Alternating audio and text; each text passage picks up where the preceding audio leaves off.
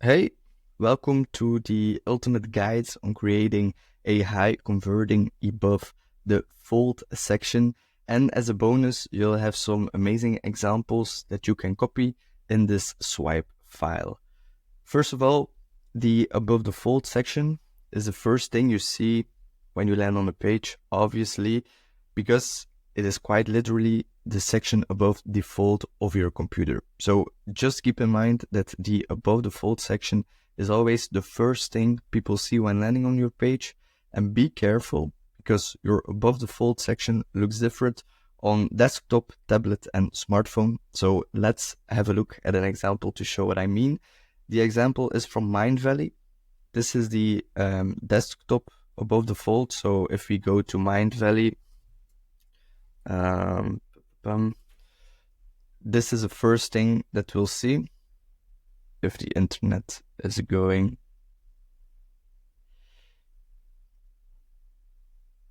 All right, so this is the first thing that you'll see. So this is the entire above the fold section because this is the fold. Then you scroll down and then you get under the fold. So on desktop, it looks like this.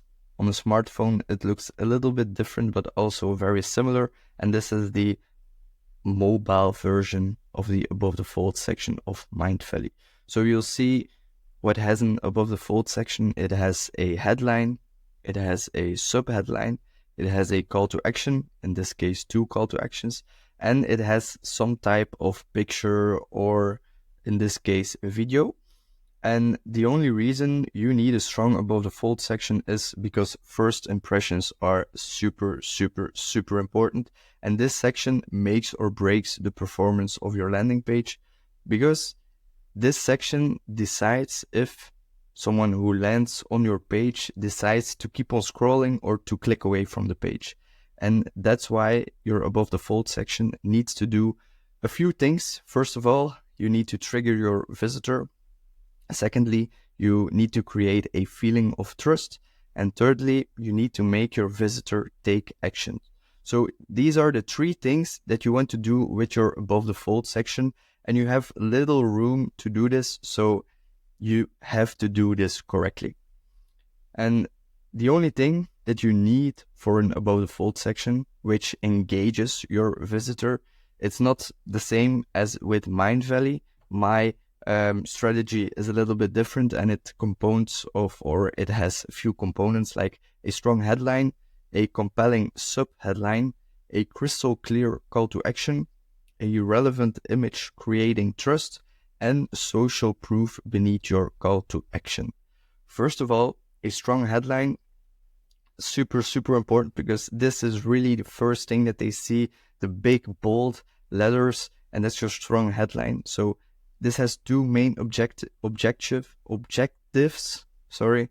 First of all, grab the attention of your ideal client. And the second thing is you want to prompt them to take action, and that is to keep on scrolling. You have many ways to achieve this, but my approach is very simple. You have to make a bold claim that promises a result. How you can do this is by ensuring that your hook contains these 3 key elements. And the first thing is to include something new to trigger a dopamine hit for your reader. The second thing is to spark intrigue so that your visitor keeps on reading to satisfy their curiosity. And the third thing is to subtly promise a big benefit or result to entice further interest. So that's your strong headline. The second thing you want to have is a compelling sub-headline. This is the little text beneath your headline, and it's the place where you want to elaborate a bit more on your strong headline. Because if you make a bold claim, you promise a big result, but you also want to back that up with evidence, otherwise your visitors won't believe you. And your sub-headline is the ideal place to prove your bold claim.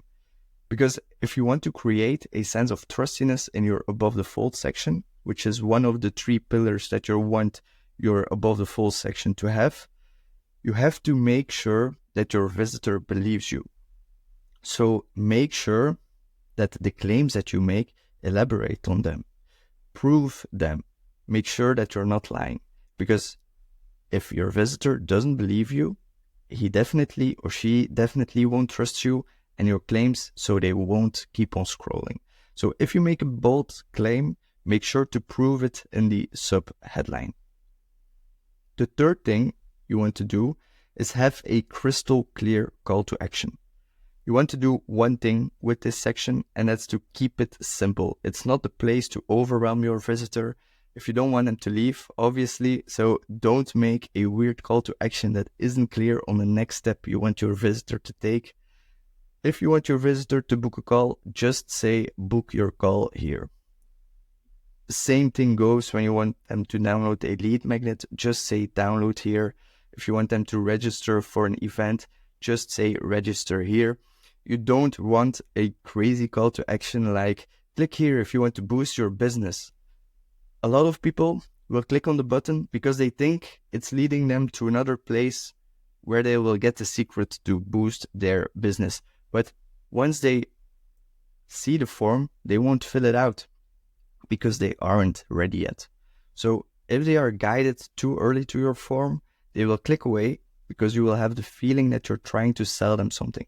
But the power of your landing page should be that you're selling your product or service to themselves with the information that you're giving to them. And when they're ready to buy, or when they're ready, they will click on the button and fill in your form. So keep it simple. Don't use anything crazy because it won't work. This is a great call to action. It's just not a great call to action to have. It's not a great call to action to be your first call to action. If you have this call to action as your last call to action on the page, it makes more sense because they already know all the information and they will only click if they really want to boost their business after seeing how you can help with that. So don't do this as a first call to action, just keep it simple, and you can do this as the last one, but not the first. So the next thing is a relevant image or video to create trust. And this is a tricky one because a lot of people do this wrong and they think that they need an image, but that's not always the case. You only need to use a picture if the landing page is about either a product or certain type of services. And when it's about a product, it's pretty simple. Just use a picture of someone using your product. When it's software, you want to use screenshots of your interface. That makes it immediately clear to the visitor, okay, this is why I'm on this page, this is the product. And when it's about a service, it's a little bit harder because you can't really explain a service in an image, but you can create a lot of trust with this section. So if you're a coach, especially if you're a coach, use a professional picture of yourself because this will create a lot of trust. People do business with other people and not with other businesses. So make sure you put yourself out there. Don't use stock images. If you plan on using stock images in your above the fold section, please just skip it. Don't even bother making an above the fold section. Skip the stock image and don't use an image at all. That will be way better. All right, so next you want to place your social proof beneath your call to action. This is a great way to create trust, displaying social proof. And in the above the fold section, it's not easy because you don't have a lot of place, but the perfect spot to display short and powerful social proof is right beneath your call to action. This is an example of how I did it. You just have a button, you add a text beneath it, you make it a little bit smaller, you add some stars, and then you take a quote from a bigger testimonial. And that's an amazing way to create trust in your above the fold section. And then, as promised at the start of the video, you have amazing examples to copy. I've collected the above the fold sections of 15 of the biggest coaches in the world, and you can find them in this map. The only thing you have to do is open it in a new tab and obviously download this presentation. You can do that using the link in the description, and then you have these amazing examples for you to copy.